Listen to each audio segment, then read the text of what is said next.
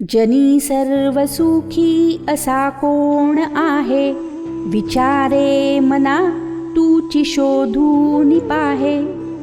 मनात वांचिरे पूर्व संचित केले, तया सारिखे भोगणे प्राप्त झाले. श्रीराम.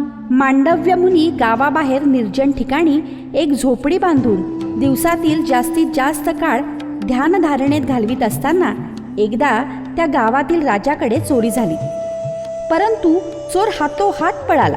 राजाने त्याच्या मागावर सेवक पाठवले, परंतु चोर जबरदस्त निघाला. पळता पळता तो मांडव्य मुनींच्या झोपडीच्या दारात गाठोडे टाकून पसार झाला. मुनींची स्वारी झोपडी समोरील नदीकाठी उभे राहून तपश्चर्या करण्यात मग्न. राजाच्या सेवकांना मात्र वाटले, हा माणूस चोरी करून आता पकडले जाऊ नये म्हणून ध्यानाचे सोंग करून उभा आहे. शिवाय या विचाराला पुरावा देणारे गाठोडे होतेच. त्यांनी मुनींना धरले आणि शिव्यांचा भडीमार करून राजासमोर उभे केले. मूल्यवान दागिन्यांचे गाठोडे सुद्धा मिळाल्याने राजाने शिपायांना बक्षीस दिले आणि त्याला चोर समजून आणलेल्या संन्याशाला सुळाची शिक्षा फरमावली. या एवढ्या सर्व नाट्यमय प्रसंगात मांडव्य मुनी मात्र एखाद्या मुक्याप्रमाणे वेड्याप्रमाणे शांत होते. त्यांना सुळी देऊन शिपाई परतले आणि दुसऱ्या दिवशी खरा चोर एका सावकाराकडे चोरी करताना पकडला गेला. त्याने आदल्या दिवशी राजवाड्यातही चोरी केल्याचे केवळ स्वतःचा अधिक मार वाचावा म्हणून कबूल केले. राजाकडून मोठेपणा मिळवण्यासाठी सावकार त्या चोराला घेऊन राजाकडे आला.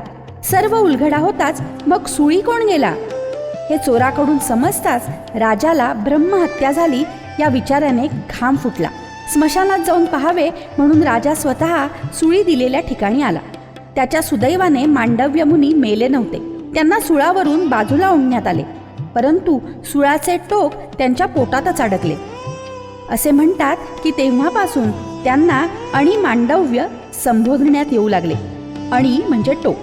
त्यांना सुळापासून दूर करताच राजा त्यांच्या पायावर पडून चुकीबद्दल क्षमा मागू लागला. परंतु त्याच्याशी एक अक्षरही न बोलता दक्षिणेकडे तोंड करून मांडव्य मुनी चालू लागले. चालत चालत ते सरळ यमाच्या दारात उभे राहिले.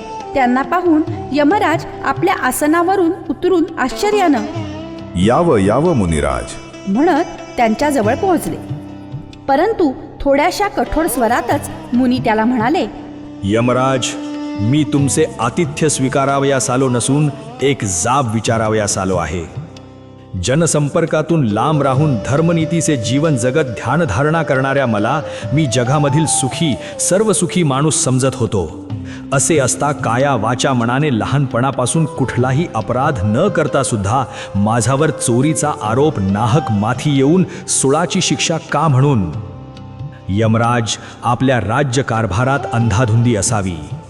त्यावर यमराज नम्रतेने म्हणाले, मुनिवर्य, नाहक शिक्षा आपणास मिळणार नाही. आपला नक्कीच काहीतरी तसाच अपराध घडला असणार. एवढे म्हणून त्यांच्या या जन्माची मागील जन्माची सुद्धा चालना केली.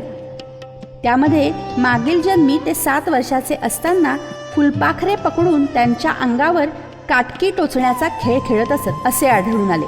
म्हणून कर्माला फळ या नात्याने मांडव्य मुनींना सुळाचे फळ आपण जगातील सर्व सुखी माणूस आहोत हा भ्रम असताना मिळाले होते. हे सर्व ऐकून मांडव्य मुनी शांतपणे म्हणाले, यमराज, आपल्या बोलण्यावर विचार केला असता देहाहंकार पूर्ण नष्ट झाल्याशिवाय कोणताही जीव ज्ञानी होऊ शकत नाही व सुखीही होऊ शकत नाही हे माझ्या मनाला पटले. तरीही मी आपणास सांगू इच्छितो की नियमाचे पालन तात्विक बाळगून करावयाचे असते. 7 वर्षांच्या मुलाला काय कळते? ठीक आहे, जे झाले ते झाले, परंतु आपल्यालाही बुद्धी असून तारतम्य बाळगता आले नाही म्हणून मी शाप देतो की द्वापार युगात ज्ञानी असूनही राजघराण्यात जन्मूनही आपणास राजवाड्याबाहेरच दारिद्र्यप्राप्त म्हणून जगावे लागेल आणि यापुढे 8 वर्षांपर्यंतच्या मुलांच्या कर्माला जन्मदात्रीच जबाबदार राहील.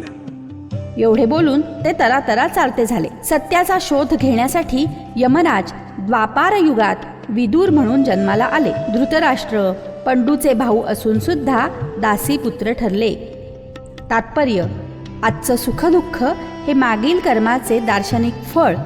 जोपर्यंत देह अहंकार सुटत नाही तोपर्यंत कुठलाही जीव सुखी असणे शक्य नाही.